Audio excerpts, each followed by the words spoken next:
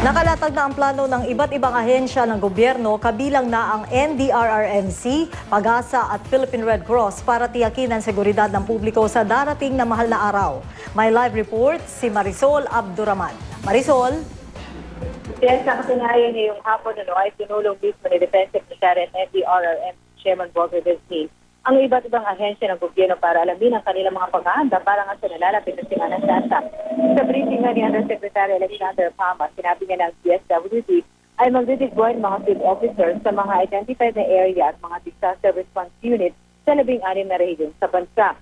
Ang DOH naman sa kasalukuyan ay nasa code white alert na at ang Philippine National Red Cross ay magdedeploy ng mga ambulance, sa beach patrol at mga lifeguards sa mga public beach. At meron din silang mga station sa mga gas station sa mga expressway para mag-assist sa mga motorists. At maliban sa mga volunteers na yan, chef, magde-deploy din sila ng mga nurses at doktor na alalay din doon na sa mga nabanggit na mga beach at mga public area kung saan nga inaasahang dadagsa ang mga tao. Ayon naman sa PAGASA, next week, posibleng may bagyo pero sa ngayon daw, nasa 4,000 east at Mindanao pa ito sa ngayon. Kaya walang nakikitang malalakas na pag-ulan. Nasa 6 hour daw ang ulan bukas pero nasa light to moderate lamang ito sa Mindanao. Pero sa Luzon naman, particular na dito sa Metro Manila, ay makakaranas lamang daw ng mga isolated rain showers.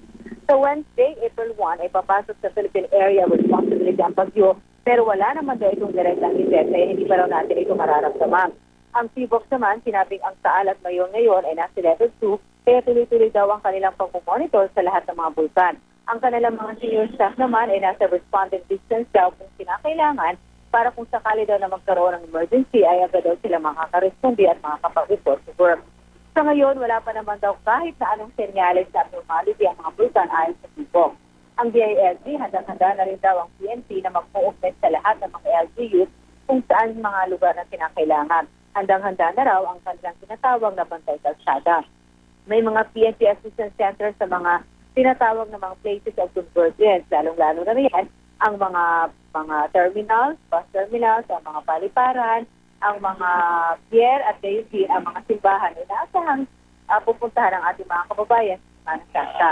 Ang DOTC naman, sinabi kanina ng Secretary Gina Abaya na talagang binili daw nila sa NAIA na hindi na dapat maulit daw ang nangyari noong last December sa Cebu Pacific. Kaya ni-require daw talaga nila lahat ng mga airlines na mag-deploy ng kanilang mga personnel para hindi magkaroon ng ganong klaseng problema at hindi rin ma-stuck ang mga tao doon sa loob ng paliparan. Ini-implement din daw nila strictly ang no registration, no travel policy. At ang Toll Regulatory Board naman ay may mga stalls daw along sa expressway na sa ngayon ay hindi raw ito makakagdag doon sa traffic na kadalasan nga ay nararanasan sa mga expressway. Sinabi rin ni Abay na kahit walang biyahe daw ang LRT at MRT sa Thursday dahil hanggang sa Sunday nga dahil magkakaroon sila ng major rehabilitation.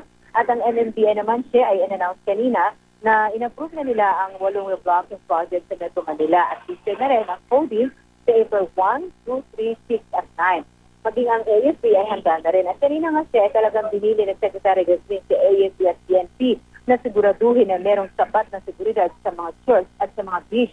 Dahil napansin nga nila na kadalasan daw doon pumupunta ang ating mga kababayan. Marami na kaso ng insidente yung mga nalululod, hindi lamang ito yung mga petty crimes na nararanasan ng ating mga kababayan sa mga ganung lugar.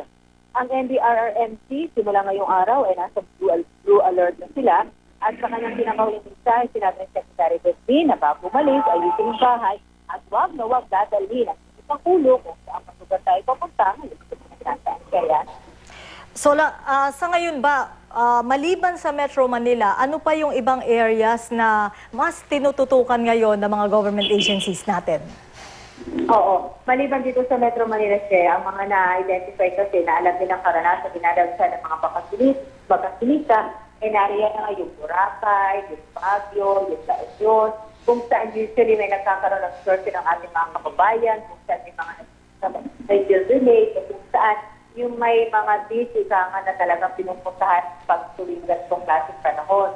At naliban doon, ang mga simbahan, hindi lang dito sa Metro Manila, kundi yung mga low na simbahan sa mga probinsya rin, na kadalasan din naman pinadayo ng mga turista. Okay? Oo, meron kang binanggit kanina, Sola, no, yung mga help desk na ilalagay doon sa iba't ibang stations, no, sa iba't ibang public areas. Eto ba, meron din bang assurance na magkakaroon ng immediate resolution naman kung sakali na merong lalapit sa kanila at hihingi ng tulong?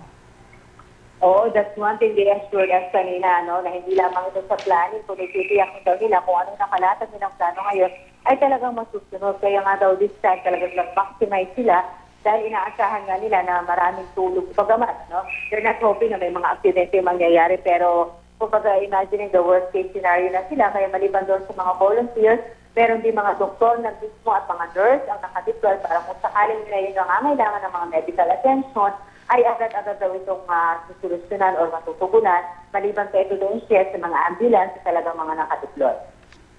Maraming salamat, Marisol Abdurrahman.